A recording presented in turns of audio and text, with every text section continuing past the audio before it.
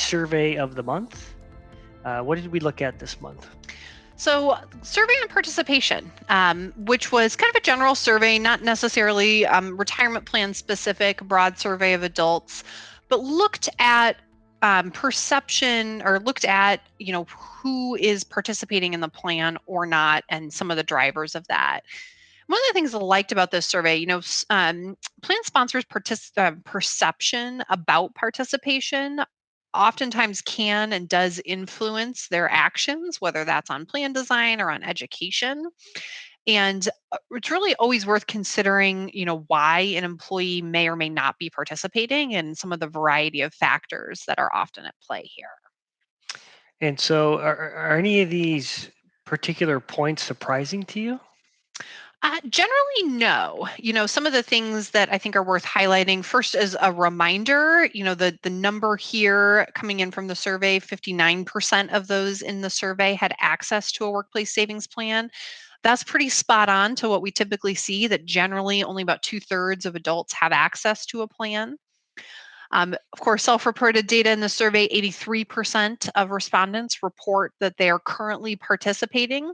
That's probably a fair number, does compare broadly to what we typically see for reported participation rates. I think important to note, for those that are not participating, the majority of them have participated at some point in the past. Sometimes there's a concern about understanding. If these folks are self-reporting that they have participated in the past, that would basically imply that they're aware of plans, they understand the opportunity.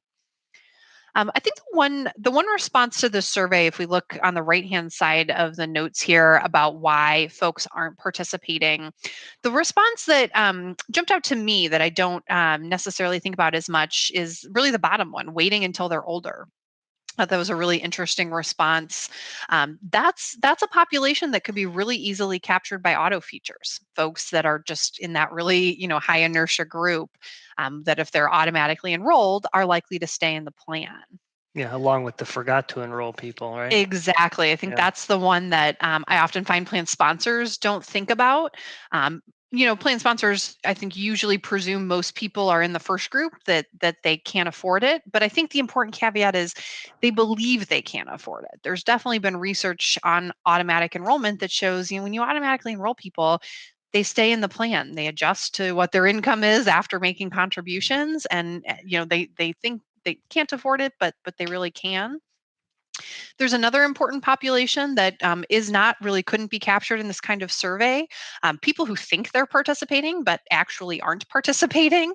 That's another population that can be really easily captured with an automatic enrollment feature, and a population that's very hard to capture with education. It's tough to get someone who to sign up for a plan if they think they're already participating. Yeah, it's interesting you say that, because we have had situations where people think they're participating because they're getting the safe harbor contribution, but Sure. they're actually not participating in getting a match.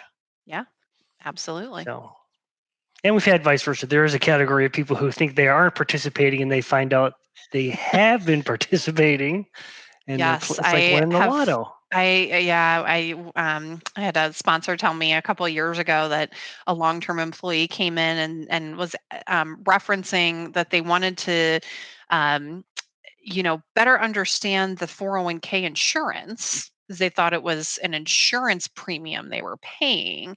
They weren't sure exactly what that premium covered. I'm like, well, I guess on some levels it was, you know, kind of insurance, but not really. Yeah. And it was actually an individual who I believe had lost their house in a fire and was trying to find out if there was some insurance for that. It was like, well, no, but actually you have this kind of large retirement account over here, and we do offer loans. So it was a resource. Surprise, surprise. Yeah. Yeah, that's great. And the number of people who um, aren't participating, that the auto enroll. I mean, I don't know what the percent. Maybe you know the percentage of plans that offer auto enroll now, because I think that's one of the provisions that they're trying to push through, is new plans have to have auto enroll. Correct. Yeah, that is very true. So Provision that has been in and out of legislation periodically is first a requirement that most businesses sponsor a 401k plan. That's getting at the 33-ish% of people who don't have access to workplace savings plans. And then a requirement that those plans use automatic enrollment. I believe the numbers right now are in the neighborhood of 50 to 60% of plans use automatic enrollment, most commonly for new hires. The percentage of plans that go back and re-enroll existing hires is definitely smaller but growing. And that's another really powerful strategy of making sure that, if somebody stops participating because they think they can't afford it because of, a short-term issue, that they don't end up in that group of people that is stuck outside the plan and ends up not saving for a number of years. Yeah. We love auto enrollment. Big fans of it.